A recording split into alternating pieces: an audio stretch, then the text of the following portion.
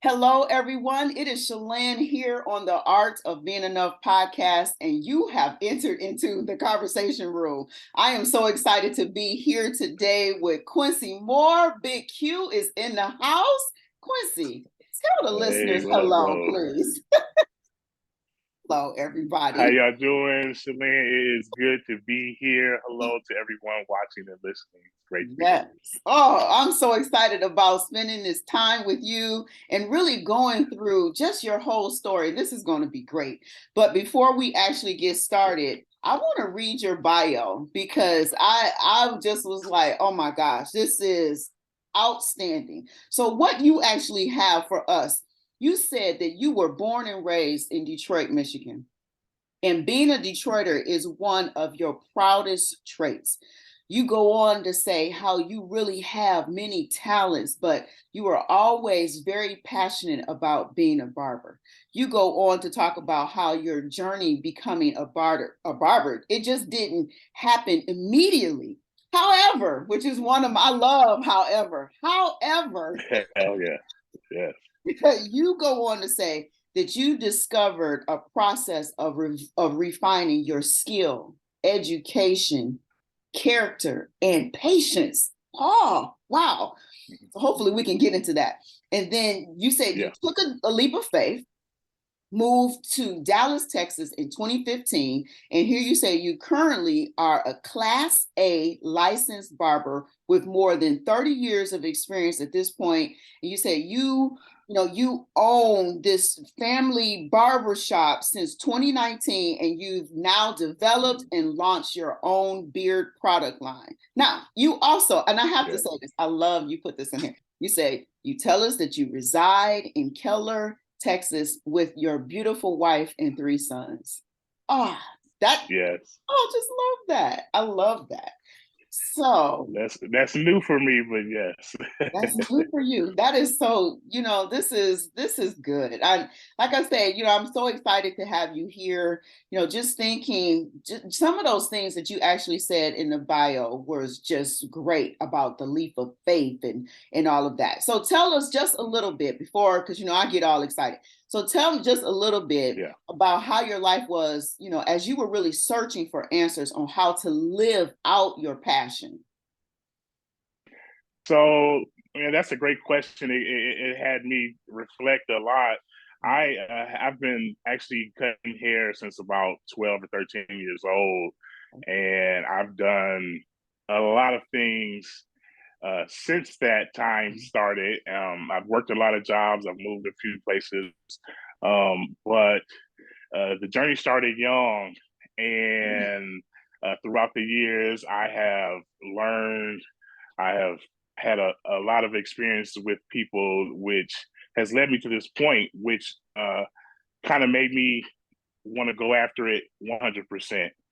I made a leap of faith in 2015, and I was living in California, Pasadena, California.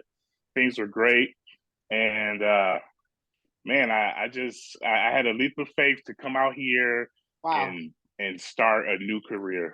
And you And I just was working, and go ahead, go ahead. Go ahead. just want to say I was working in the school district. I was working with children Okay. when I lived in Pasadena, and I had been cutting hair, my whole life on the side, or is just something extra to do.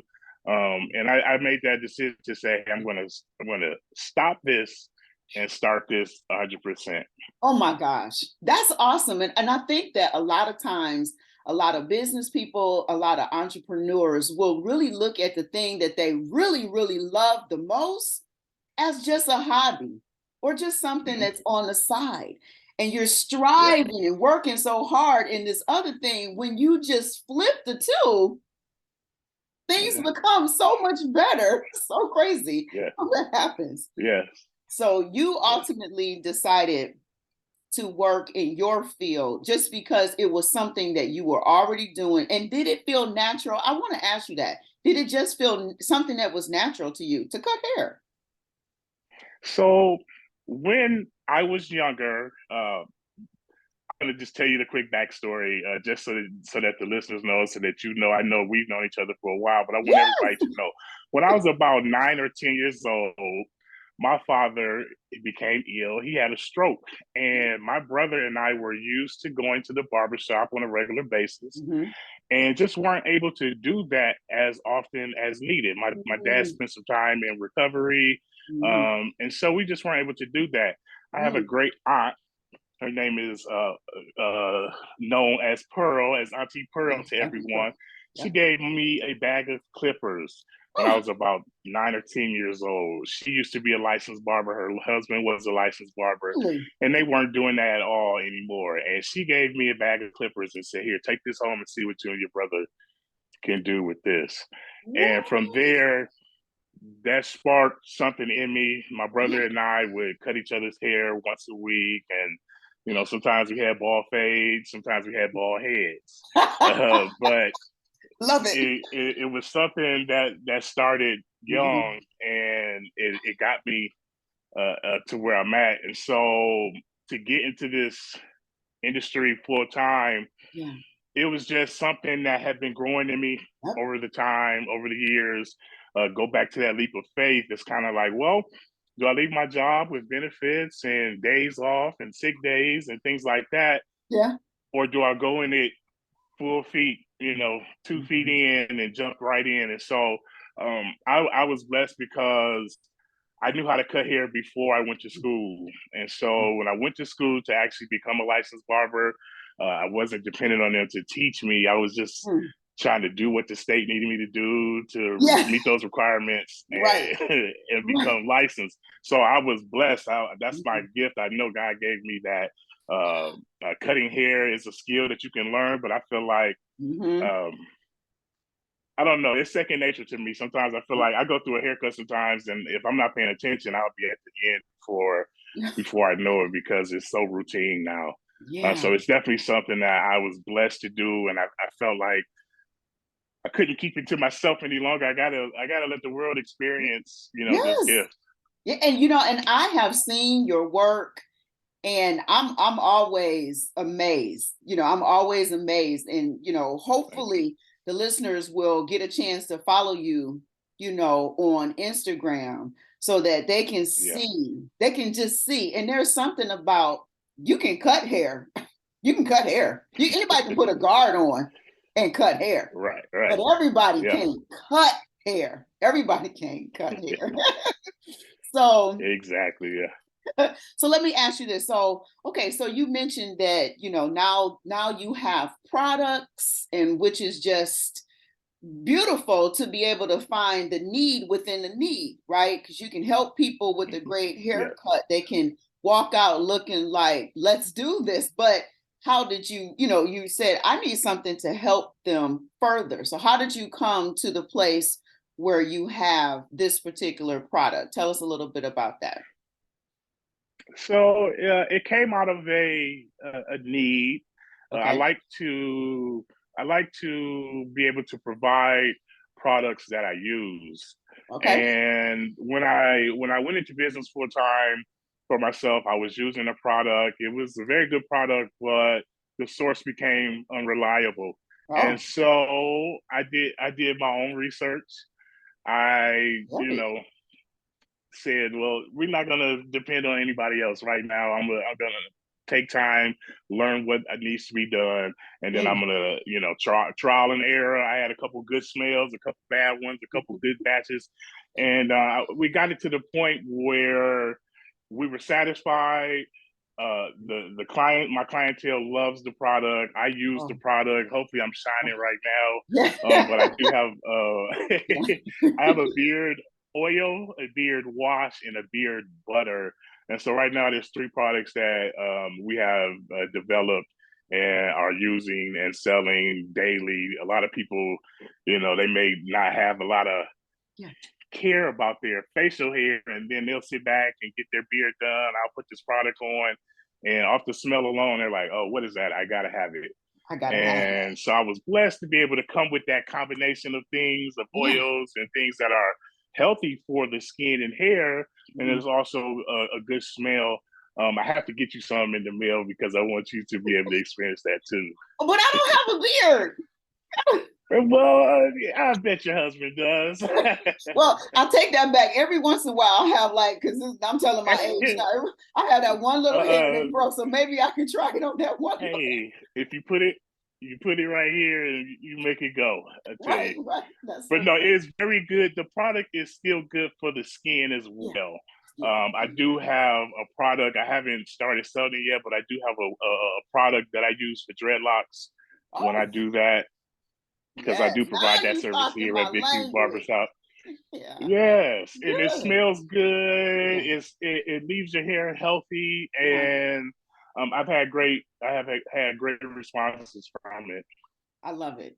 Okay, so let's talk a little bit about the internal struggles, because there's a journey that it takes to Yeah. walk through all of these things. Do you mind just sharing what some internal struggles and how did you kind of move past it?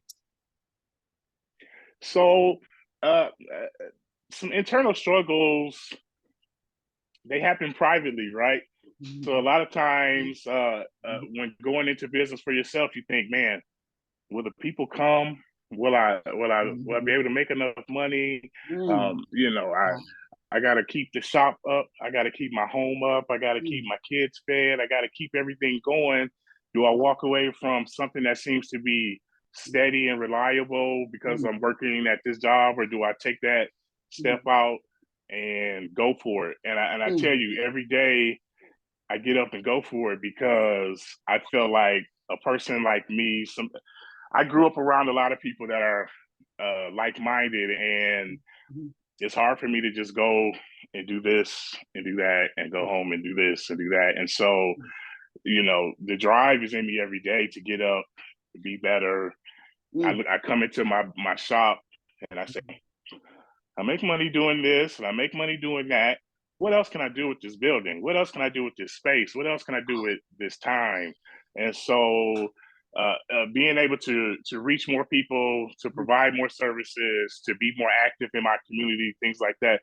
Those are the things that drive me. Those are the internal struggles that I have because there's a lot that Mhm. goes on in my mind and my heart on what Mhm. to do, how to do it better, how to Mhm. keep doing it. And so Mm. those are some of those things that I Mm. struggle with, but with good communication with people, good counseling, Yeah. good people around you, I'm Mhm. able to come up with those ideas, come up with those answers, deal with those internal things, and Mm. keep going. That's awesome. And I like what you talked about. Just the top things is just really providing for your family. You're head of household, and Yeah. they're dependent upon you, and that I think Mm-hmm. that's a great example, of a black man that is like, I am going to take care of my family. And I think that starting at that point really just shows your heart. And then just the whole thing, providing for the community and not just trying to be some selfish business owner. This is my building, these are my customers. You know what I mean? It's like, how can you Mm-hmm. help others? Mm-hmm. And I love Yeah. that. That's awesome. That's awesome. Thank you. So, okay, so let's shift gears. Shift gears just a little bit. Sure. So you're like, oh boy, here we Okay. go. So, what give us one thing that we would be so surprised to learn about Big Q? Give me something. What would we be so surprised to know?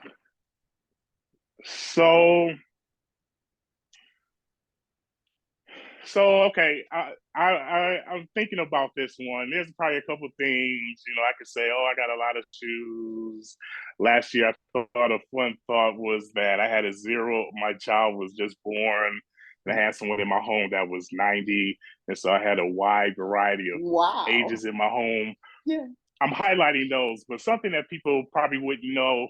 Well, people know this about me that know me from younger days that I bowl.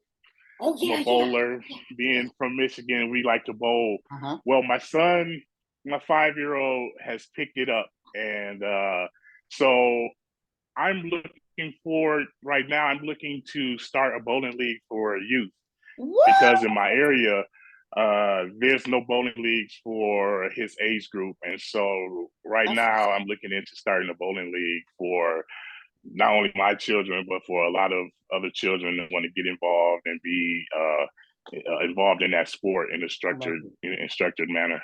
I love that. That's so creative. That's like you said, your mind is having all these ideas and different things, and once again, you found a need. That's awesome. That is so great. Yeah. So then tell us, what's the most proudest moment that you have had in your business journey, like where you could just stand back and say, I did that. I'm proud. Mm-hmm. So I would probably generally the first thought is, oh, I opened up. I got open, but it was a feat in itself. I'm thankful for the beginning. But we recently went through COVID-19 shutdowns, and my son was born March 4th. Okay. And when we went into the hospital, it was regular. We walked in, we came out.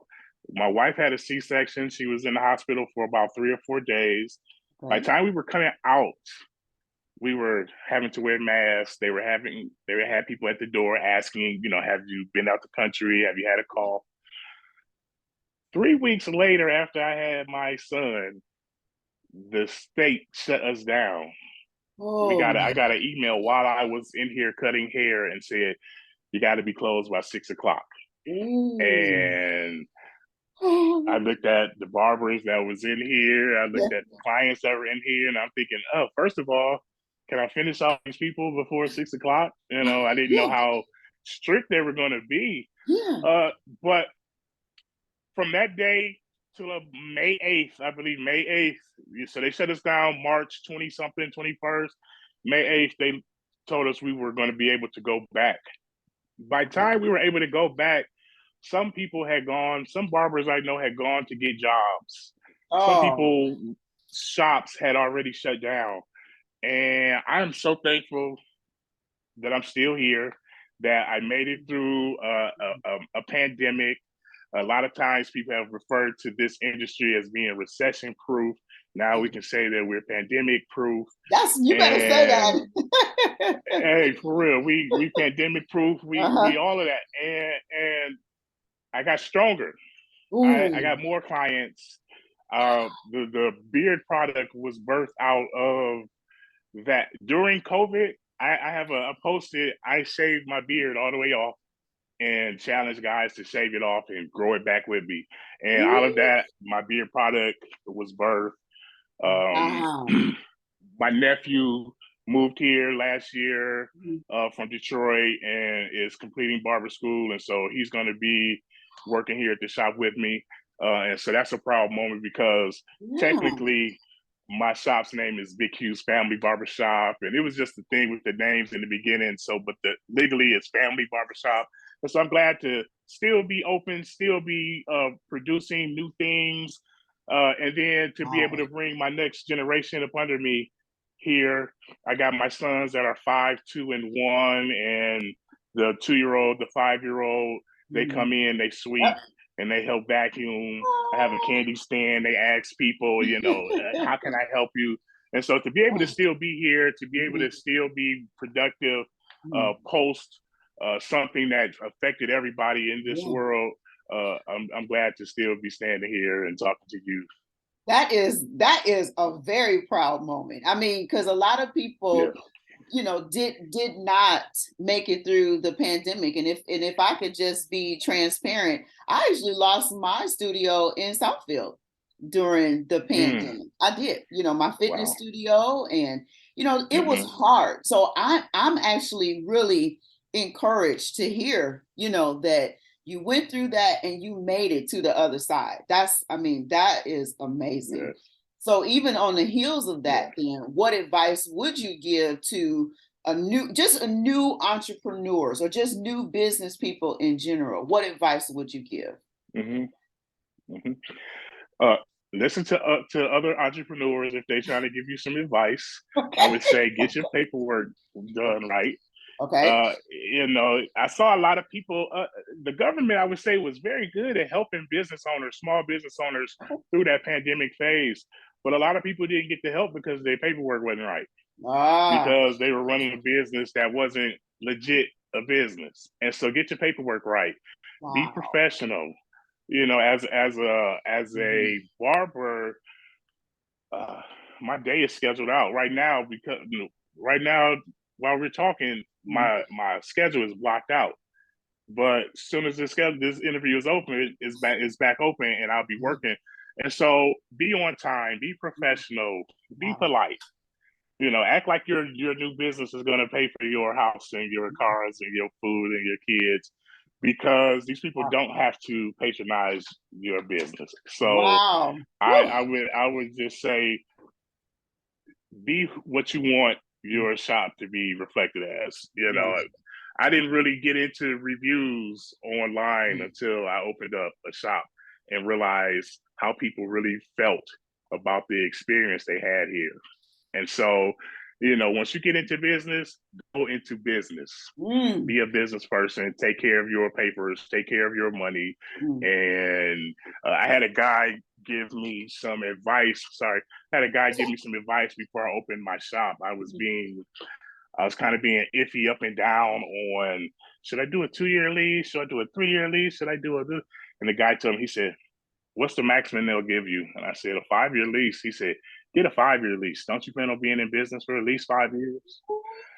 So when Ooh. you go into business, go into business. Go into business. Wow. So, and it sounds Yeah. like you were obviously comfortable, with taking the risk. Like you say, the leap of faith. That's really what's, Mm-hmm. I'm hesitating because I know a very popular speaker that always talks about do it afraid. Do it Yeah. afraid. You know what I mean? Just Yeah. go for it. Yeah. Just do it, right? Yeah. Just do Yeah. it. So, Yeah. Let me piggyback. I don't want to take up too much time. Real quick. yeah. My wife, uh, that do it afraid. I had some things going on before I started my business. My wife was my girlfriend at the time, and I almost didn't open up my business Mm. the way I did. I almost did it on a smaller scale, on a different scale. And the way she looked at me, and the way she kind of was like, "Oh, you're gonna change your mind," and Wow. that moment, I said, oh no, you're not gonna Oh look at no. me like that. Oh no, I had to puff my chest up a little bit and say, no, let me get Mhm. to it. And so those little roadblocks that will be Yeah, there in the beginning will be there. You got to push right through them. gotta push right on through it. Oh, that is so good. Oh my gosh. Okay, so I wanna just ask you this, and then I'm so excited. I'm like, oh, I can't. I'm so excited about what you're going to actually give to the listeners. But what would you say really motivates you and inspires you to keep going each day? You've kind of touched bases on it. You've given us sprinkles here and there, but Mm-hmm. really, what Mm-hmm. inspires you? So I have a beautiful family that looks to me, that needs a role model, that needs to see this happen for our lives. That Oh. inspires me. Um, I there's a verse in Second Thessalonians that talks about a rule that was in applied that was in action back in that day. That said, if a man doesn't work, he shouldn't eat. And that drives me. That has driven me for many years. But uh, my father got up and went to work every single day. My mother worked when I was a child, and she came home. She picked me up from the daycare one day, and they hadn't changed my diaper since she dropped me off. I have the letter that she went home and wrote her resignation letter to her job. She worked for Michigan Bell at the time, and she quit her job to take care of me. And so I had some people in my life that showed me how to do it, Mm. and I got some people in my life that I need to do it for. And Oh, so that's great. I'm Oh, I kind of love in the that. middle of learning and teaching. And Mm. so that's my inspiration that gets me through the day, because I know some people can say, well, I didn't have this. I didn't have that growing up. I didn't have a father. I didn't have this. We didn't live here. I can say, I learned, and now I got people that I can teach. And so that's what drives me. That's what gets me up and going every day. I love it. You know, and I really want the listeners to really connect with all of that. You've dropped so much, you know, when it comes to just keep going. Don't stop. Why not take the leap? You know, what do it. Why not do it? Keep going. Don't have step it. Go all the way and be your own brand. Yeah. Those are the things that you really Yeah. said. So okay, so I'm super excited that you're like, I am going to hook up. These weren't your words. I'm saying, but you're basically like, you're ready to hook up these people for coming and listening to the podcast. And I am so Yes. excited. What I see here is that you are offering 20% off of your products, as long as they mention that they saw, oh, you prepared, that they saw Big Q on the art of being enough here in the conversation room. Look at you. You better smile. Yes. Hey, there we go. I love that. Yes. Yes. These are the products: the beard wash, the beard oil, and the butter. And for all your listeners that mentions this podcast, if they buy it online, if they call me, if they catch me on Instagram, mention this show, mention this podcast, and you'll get 20% off. That is awesome. Thank Definitely. you so much for sharing. And I can't wait to really see, you know, just all the things that will develop from here for you. So, you know, I want to just thank you so much for, you know, joining me here. I love to say this is the conversation room, you know, here at the Art Yes. of Being Enough in Q. I want you to know that you are enough. Thank you very much. It's been a pleasure. I would Thank love you. to do it again. Okay. All right, everybody. We'll see you next time. Bye for now.